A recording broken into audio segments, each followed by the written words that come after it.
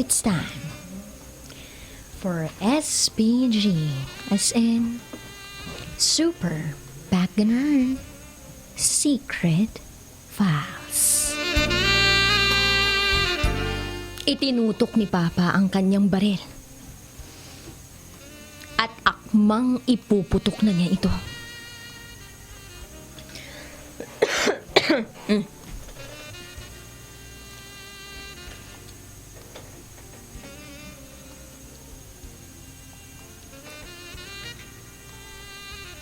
Itago niyo na lang ako sa pangalang Cindy.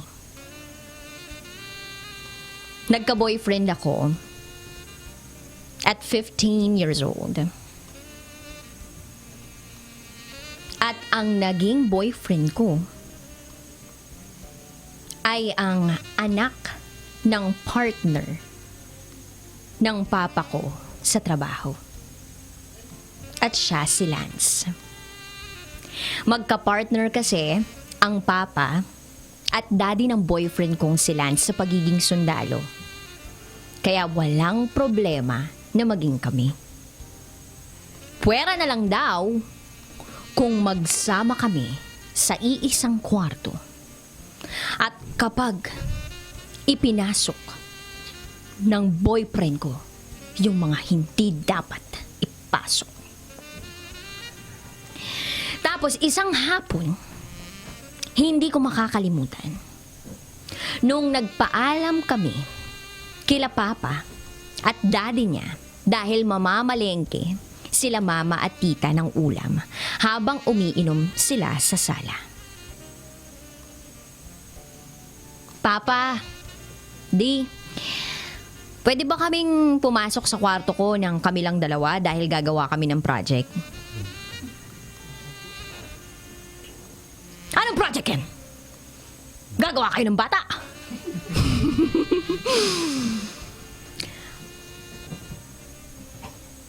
Halos naninigas na panga ang nakita ko sa papa ko. At nakikita ko na magkasalubong ang kilay ng daddy niya.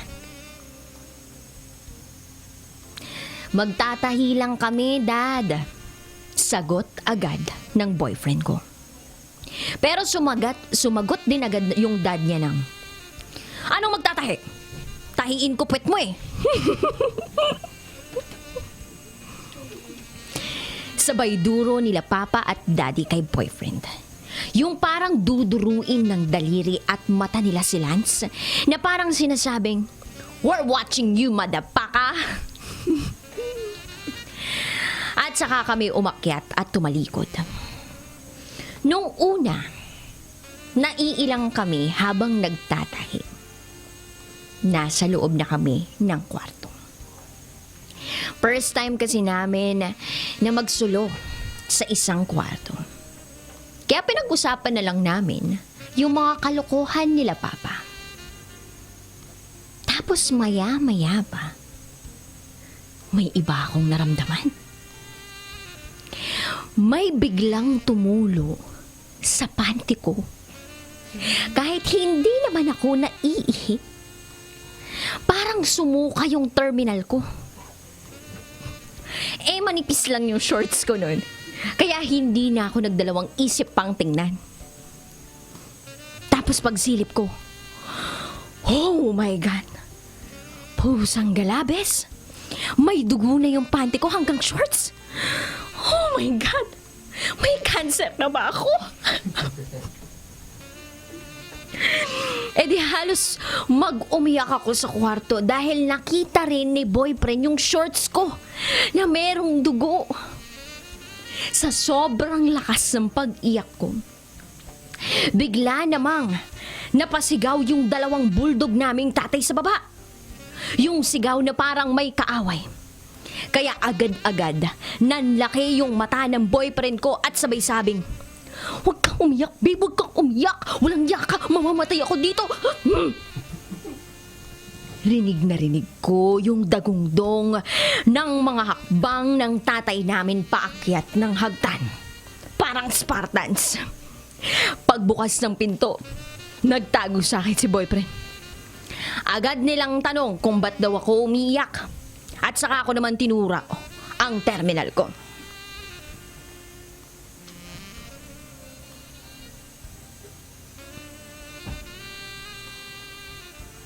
Langya! Bakit may dugo yung shorts ni Cindy? Pare, kunin mo ang baril ko at dalhin mo dito. Halos mag-umiyak yung boyfriend ko sa sigaw ng dad niya. Hindi dahil hawak-hawak siya nito, kundi dahil sa baril na hawak nito. Kinasaan ng daddy niya yung baril. Ang sabi ng boyfriend ko, "Oh, wag po papa, wala pong nangyari sa amin ni Cindy." Halos tumibok ng malakas yung dibdib ko sa mga nakakatakot na reaksyon nila papa. Halos sumabag yata ang Adam's apple ni boyfriend kakasigaw sa kanila. Ang sabi ni daddy, "Sumagot ka! Bakit dinudugo si Cindy?" Wala nang ibang nagawa ang boyfriend ko kundi mag-iiyak. "Hindi ko po alam. Wala naman po kaming ginawa ni Cindy. Promise." Bakit siya may dugo? Dagdag pa ni Papa. Bago pa sana lumapit yung Papa ko sa amin, bigla nang dumating sila Mama at bigla silang pinagbabatukan sa ulo. "Mga hayop kayo! Papatayin niyo sa takot yung mga bata, mukhang nireregla na si Cindy. First time niyang reglahin. Mga gunggong." Grabe. G na G sila Mama at Mommy ni BF. Kakasapal at suntok sa mga batok nila. Gigil na gigil. Tapos habang parehas kaming nagpapagaan ng loob ni boyfriend, sila Mama, busy naman sa kakahabol at kakasipa sa mga puwetan nila Papa pababa ng hagdan. "Kayo talagang dalawa, naglabas pa kayo ng baril. Lika nga kayo dito, ginigigil niyo ko eh." At ayon, saved by the bell. Whew! Saved by the bell ng mga ermats namin. Grabe, halos matatawa ka lang talaga sa kanila, na para bang naghahabulan sa sala na parang mga bata.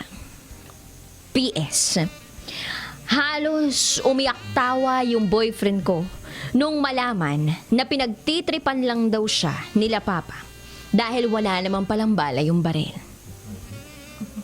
PPS, after 10 years, binasbasan na rin naman nila yung alam nyo na.